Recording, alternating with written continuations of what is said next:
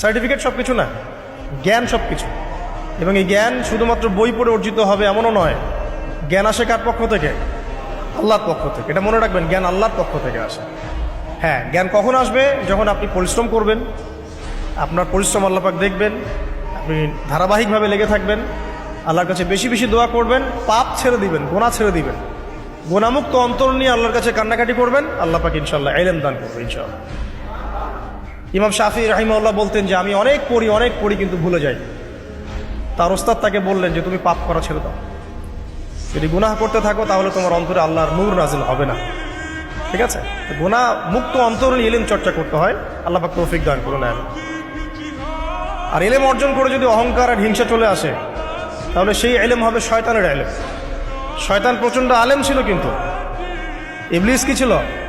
আলেম ছিল। সে কিন্তু আলেম আর আবেদ ছিল, সে ইলম অনেক অর্জন করেছিল এবং আল্লাহ পাকের প্রচুর ইবাদত করতো, কিন্তু তারপরেও কেন সে জাহান্নামী হলো? কারণ একটাই, আবা ওয়াস্তাকবারা, সে উদ্ধত হয়েছিল, অহংকার করেছিল। ইসলাম পরিপূর্ণ, এখানে সংযোজন বিয়োজনের কোনো সুযোগ নাই।